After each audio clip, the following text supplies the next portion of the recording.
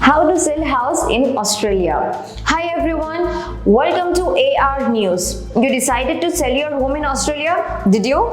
Mainly you follow the 9 steps. Get yourself and your property prepared for the sales process before your property goes up for sale. Tackles and any responsible home maintenance issues and simple renovation to maximum your chances of selling. It also helps to have a clear out and present your property in its best possible ways.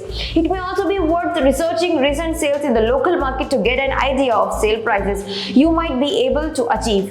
Downloading an AMP property report could help you with this.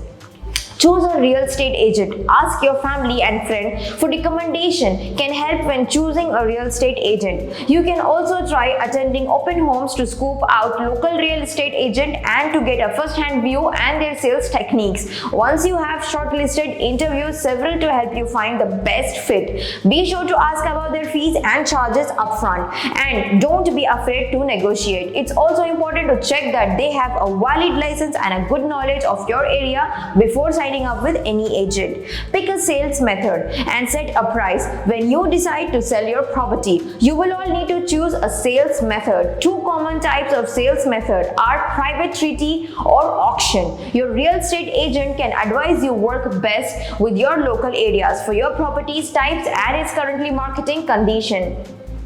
They can also advise you on what your property may be worth and help you set on asking prices in the case of private treaty sales or establish a guide price in the case of any auction. Private treaty. A private treaty can enable you to have a longer sales companion or more time to consider offer you property for potential buyers. But there is a risk that if your asking price is too high, your property won't sell, and if it is too low, you may miss out on maximizing the prices. Auction. Auction creates competition between buyers that can drive the sale price up. However, they can be risky as you never really know how interested buyers are and how much they think your property is worth until the auction day. Formalize the agency agreement. The agency agreement, that contract between you and your real estate agent. It covers whether they have exclusive rights to sell your property and for how long. Their fees, any additional costs such as marketing, online advertising and other for sales boards and administration fees. You can suggest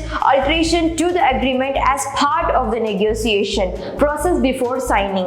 If you are not sure about any of this information in the agreement terms, you can consider seeking legal advices. Prepare the vendor statements and contract sales. The vendor's statement, also called as Section 32, is used in some states. This is a legal document explaining whether there's mortgage on a property, any covenants that would restrict what the owner can do with it, any assignments that land is subjected to, concealing zoning and association declaration. I need to hire a convey property lawyer specialist or lawyer to prepare a vendor statement. They'll also need to prepare the contract of sale, which must include the title document, draining diagram and current planning certificate issued by a local council. Exclusive must also be outlined with these documents. Standard inclusive in property sales including fitting and fixtures such as fitting, flooring, covering, lighting, fitting and window covering. These details vary from each state. You can find the exact requirement for buying and selling properties via government information and services websites. The sales campaign involves getting your property ready to the shown, having your marketing photos taken on holiday opening homes which your real estate agent will coordinate.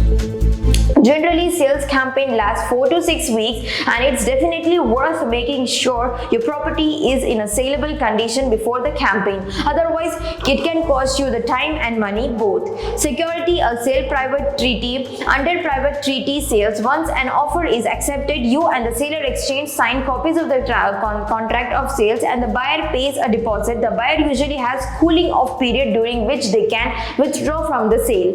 The cooling off period can vary so that you sure check how the applies in your state and contract for sale.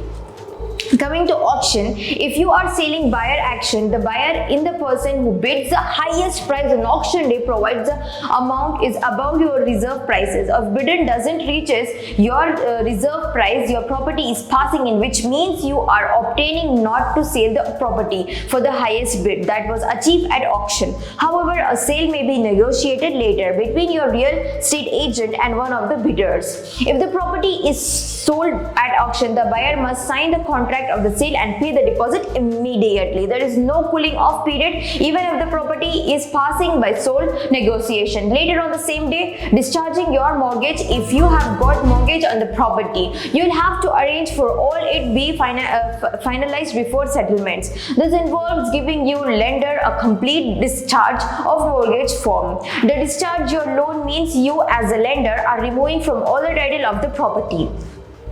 Discharging your mortgage is a good way to avoid any delays in the settlement of the properties. This process can take several weeks, so it's important to you to make arrangement with your lender shortly after you have exchanged contract of sale. There are usually costs involved in discharging a mortgage. You may want to contract your lender before you put your property up for sale, so you cannot be aware of any costs that and the process involved. Settlement usually take place 6 weeks after contract of the sale is exchanged and overseen by your conveyancing or lawyer. This is when you receive the full sales of price minus the deposit, the amount owing on your home loan, your conveyancing or lawyer fees, and your real estate agent charges. Once settled has occurred, the sales is concluded and you will need to move out immediately. Depending on what your property was used for, any profits from the sale may be subject to capital gains taxes (CGT). If your property was only ever used as your mainly residence, you will likely to exempt from CGT. But if it was an investment, any profit from the sales may be added to your assembled income in the year you sold. Consult your accountant or tax advisors as your personal taxes situations. I hope you get this. Thank you.